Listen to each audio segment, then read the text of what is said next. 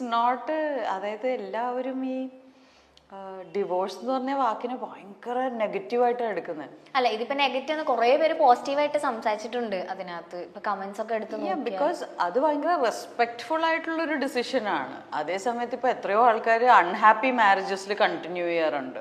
ഭയങ്കര ടോക്സിക് ആയി മാറും, ഭയങ്കര ടോക്സിക് റിലേഷൻഷിപ്പായി മാറി ഇങ്ങോട്ടും അങ്ങോട്ടും കണ്ടുകൂടാ, പക്ഷെ വീർപ്പ് മുട്ടി ജീവിക്കുന്ന സിറ്റുവേഷൻ അതൊക്കെ ആലോചിക്കുമ്പോൾ അതാണ് ഹെവി നെഗറ്റിവിറ്റി.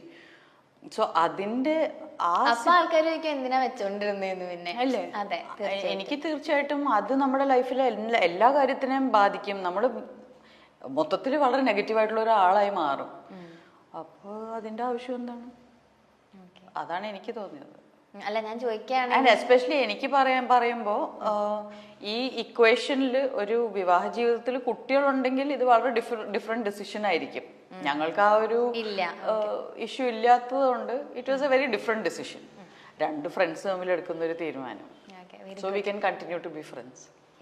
അപ്പൊ കുട്ടികളുണ്ടെങ്കിൽ ഇതിന്റെ കംപ്ലീറ്റ് കോംപ്ലിക്കേഷന്റെ ലെവലൊന്നും എനിക്കറിയില്ല, അതിനെ കുറിച്ച് ഞാൻ പറയാനും ആളില്ല. അല്ല, അങ്ങനെ ഉണ്ടായിരുന്നെങ്കിൽ ചേച്ചി മേ ബി കുറച്ചും കൂടെ ഒന്ന് നല്ലോണം തിങ്ക് ചെയ്തിട്ടൊക്കെ ആയിരിക്കും. അല്ല, അതും വളരെ തോട്ടായിരുന്നു. ഞങ്ങള് വളരെ മുമ്പേ തീരുമാനിച്ചിട്ടുണ്ടായിരുന്നു കുട്ടികൾ വേണ്ടെന്ന്. ഭയങ്കര ബുദ്ധിപരമായ നീക്കങ്ങൾ ഉണ്ടായിരുന്നു. അല്ല, എല്ലാം വളരെ വെൽ പ്ലാൻഡ് ആയിരുന്നു. So even the divorce was A good decision ഞങ്ങൾ തമ്മിൽ എടുത്തത്. എല്ലാവർക്കും അങ്ങനെ ആവണമെന്നില്ല, എല്ലാവരുടെ ജീവിതം വേറെ വേറെയാണ്. അതെ അതെ, തീർച്ചയായിട്ടും. പക്ഷെ എപ്പോഴെങ്കിലും ചേച്ചിക്കൊരു ഹാർഡ് ടൈം, പേഴ്സണലി ഞാൻ ചോദിക്കുകയല്ല, മേ ബി ഒരു ഇൻസ്പിറേഷണൽ ഹാർഡ് ടൈം ആയിരിക്കാം. കേൾക്കുമ്പോൾ നമുക്കിപ്പോൾ ചിലവരുടെ ഹാർഡ് സ്റ്റോറീസ് കേൾക്കുമ്പോൾ ഭയങ്കര ഇൻസ്പയർ ആയി തോന്നും. അങ്ങനെ എന്തെങ്കിലും ചേച്ചിക്ക് ഉണ്ടായിട്ടുണ്ട്? ഓഫ്കോഴ്സ്, എനിക്കിപ്പോ ഹാർഡ്ഷിപ്സ് ലൈഫിൽ ഇഷ്ടം പോലെ എല്ലാവരെ പോലെ ഉണ്ടായിട്ടുണ്ട്. അതിനെ നമ്മൾ എടുക്കുന്ന രീതിയാണല്ലോ അതിൻ്റെ ഒരു എന്താ എക്സ്പീരിയൻസ് ക്രിയേറ്റ് ചെയ്യുന്നത്. ഇപ്പം ഞാൻ ഒരു ഹാർഡ്ഷിപ്പ് എക്സ്പീരിയൻസ് ചെയ്താൽ ഞാൻ അതിനെ നോക്കുന്നത് ഇതിൽ നിന്ന് ഞാൻ എന്താ പഠിക്കേണ്ടതെന്നാണ് നോക്കുന്നത്. അല്ലെങ്കിൽ എന്തിനാ എനിക്ക് ഇങ്ങനെയൊക്കെ സംഭവിക്കണമെന്ന് പറഞ്ഞ് നോക്കിയിരുന്നാൽ അത് ഭയങ്കര ഡൗൺ ആവും.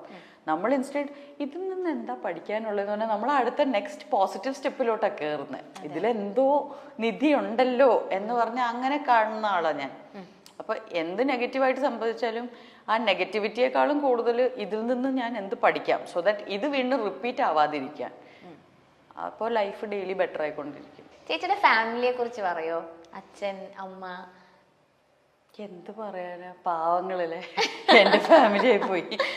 അവര് പാവങ്ങളാ. ആക്ച്വലി എൻ്റെ അച്ഛനും അമ്മയൊക്കെ വളരെ സ്ട്രെയിറ്റ് ഫോർവേഡ്, നിഷ്കളങ്കമായിട്ടുള്ള വ്യക്തികളാണ്.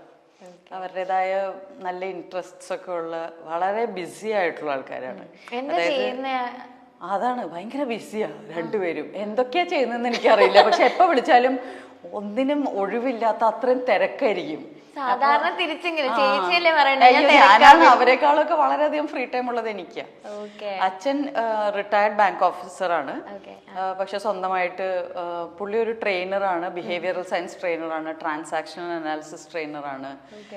അപ്പോൾ സോഫ്റ്റ് സ്കിൽസ്, മാനേജീരിയൽ ടീച്ചിങ്. അപ്പോൾ പുള്ളിക്ക് എപ്പോഴും ഫ്രീലാൻസ് ട്രെയിനിങ് തന്നെ ഉണ്ട്. പല ഇൻസ്റ്റിറ്റ്യൂഷൻസിലും ബാങ്ക്സിൽ തന്നെ ഇപ്പോൾ ഫ്രീലാൻസ് ആയിട്ട് ട്രെയിൻ ചെയ്യുന്നുണ്ട്. മുമ്പ് കാത്തലിക് സിറിയൻ ബാങ്കിൽ ഇപ്പോൾ SBIന്ന് ഒരു 35 ഇയേഴ്സ് സർവീസ് കഴിഞ്ഞു. പിന്നെ CSB ബാങ്കിൽ പുള്ളി ട്രെയിനറായിരുന്നു. ഇപ്പൊ ഫ്രീലാൻസ് ആയിട്ട് ട്രെയിൻ ചെയ്യുന്നു. ഭയങ്കര തിരക്കാ. അമ്മ ഹോം ബേക്കറാണ്. അപ്പോൾ ആളെപ്പോഴും ഇന്ന് ഇത്രയും ഓർഡേഴ്സ് ഉണ്ട്, എനിക്ക് അതുണ്ട് ഇതുണ്ട്, ഭയങ്കര തിരക്കാ.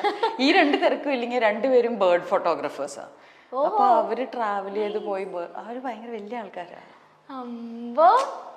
അത് കൊള്ളാലോ. അതാണ്. അപ്പൊ ഈ സാജൻസ് ബേക്കറി ചെയ്തപ്പോഴേക്കും അമ്മ ഹെൽപ്പ് ഒക്കെ ചെയ്തിരുന്നു? അല്ല, ഞാൻ കണ്ടു വളർന്ന, ഞാൻ ഒരു 3 വയസ്സുള്ളപ്പോ തൊട്ട് അമ്മ ബേക്ക് ചെയ്യുന്നുണ്ട്. അപ്പൊ കണ്ടു വളർന്നിട്ടുള്ള ഒരു സംഭവമാണ്. അതിനേക്കാളും കൂടുതൽ സാജൻ ബേക്കറിയിൽ എനിക്ക് അത്ര ബേക്ക് ചെയ്യാനുണ്ടായിരുന്നില്ല. പക്ഷെ ഞാൻ ഇപ്പൊ ഇനി വരാൻ പോകുന്ന പടം അനുരാഗത്തില് ഞാനൊരു ഹോം ബേക്കറിന്റെ റോളാണ് ചെയ്യുന്നത്. അതിന് ഭയങ്കരമായിട്ട് അമ്മ റെഫറൻസ് ആയിരുന്നു. Very good. ബേർഡ് ഫോട്ടോഗ്രാഫി ഒക്കെ ചെയ്യല്ലേ? ഭയങ്കര ആൾക്കാരാന്നേ. എനിക്കൊന്നും കണ്ട, എനിക്ക് എല്ലാം ബേർഡ്സ് ആണ്. ഇവര് ഓരോന്നും ഇത് പേർപ്പിൾ റിംഡ് മറ്റേത് മറിച്ചെന്നൊക്കെ പേരൊക്കെ പറയുന്നു. അവരെ കൂടെ പോയാൽ നമുക്ക് അത്രയൊക്കെ അറിയുള്ളൂ. കാക്ക, കുയില്, ഇത്രയൊക്കെ തന്നെ ഉള്ളൂ. ഇവര് കറക്റ്റ് ആയിട്ട് ഇത് ഫീമെയിൽ ആട്ടോ, അതിന്റെ മറ്റേ ഇത് ഇപ്പൊ ഈ ഷെഡിങ് ഫേസ് ആണെന്നൊക്കെ പറയും. നമ്മൾ ഇവരുടെ കൂടെ പോയാൽ പ്രാന്തായിട്ടുണ്ടല്ലോ. ഈ ബേർഡ് ഫോട്ടോഗ്രാഫേഴ്സിന് ഭയങ്കര പേഷ്യൻസാ. പോയിട്ട് ഇങ്ങനെ ഈ ക്യാമറ വെച്ചോണ്ട് ഇരുന്ന് നമുക്ക് തീരെ പറ്റില്ല. ആ ട്രാവലിംഗിന്റെ അവര് പണ്ട് മുതലേ ട്രാവൽ ചെയ്യോ രണ്ടുപേരും? അവര് ബേർഡ് ഫോട്ടോഗ്രാഫി ആയിട്ടുള്ള ട്രാവലിംഗ്. അവർക്ക് സ്ഥലങ്ങൾ കാണുക എന്നുള്ളതിനേക്കാളും നല്ല ബേർഡ്സ് ഉള്ള സ്ഥലങ്ങളിലേക്ക് പോയി അതിരാവിലെയൊക്കെ പോകണം. അത് വേറെ തരം ട്രാവലാണ്. നമുക്ക് മറ്റേ ഫുഡൊക്കെ എക്സ്പ്ലോർ ചെയ്ത് സ്ഥലമൊക്കെ എക്സ്പ്ലോർ ചെയ്തിട്ടുള്ള ട്രാവലാണ് നമുക്ക് ഇഷ്ടം. അതെ അതെ, ഓക്കെ. ഈ ക്ലിനിക്കൽ സൈക്കോളജിയിലേക്ക് പോകാനുള്ള കാരണം എന്താണ്? ചേച്ചി മൂവി ചെയ്യുന്ന ടൈമില് ചെയ്തുകൊണ്ടിരിക്കുകയായിരുന്നില്ലേ? ഞാൻ സിനിമയിൽ വന്നത് 11th സ്റ്റാൻഡേർഡിൽ പഠിക്കുമ്പോഴാണ്.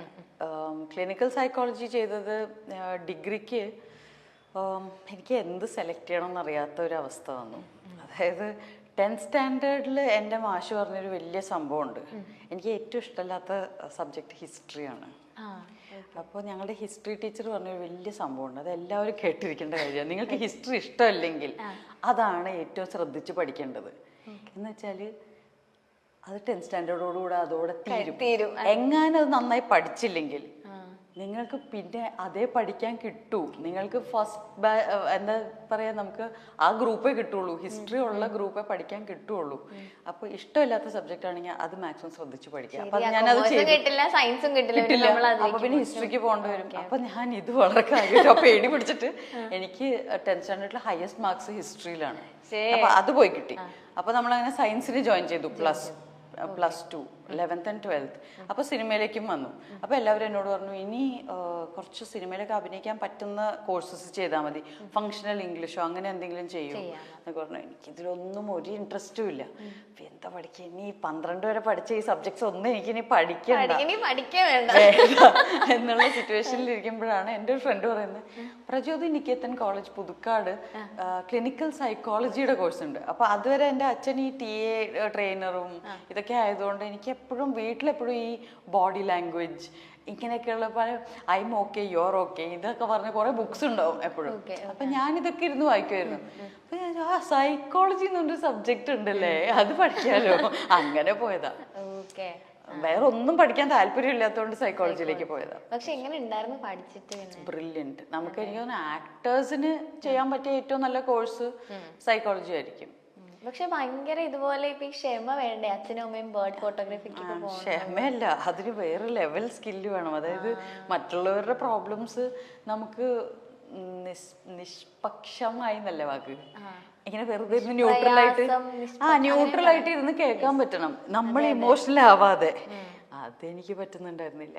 അല്ല, എന്റെ ചില ഫ്രണ്ട്സ് പറഞ്ഞു കേട്ടിട്ടുണ്ട്, ഇത് പഠിക്കുന്നവരെ നമ്മളിങ്ങനെ കുറെ പേരുടെ കേട്ട് ലാസ്റ്റ് നമ്മള് കൗൺസിലിങ്ങിന് പോകേണ്ട അവസ്ഥയാവും. തീർച്ചയായും. ഏറ്റവും കൂടുതൽ സൂയിസൈഡ് റേറ്റ് ഉള്ള പ്രൊഫഷൻ എന്ന് പറയുന്നത് സൈക്കോളജി.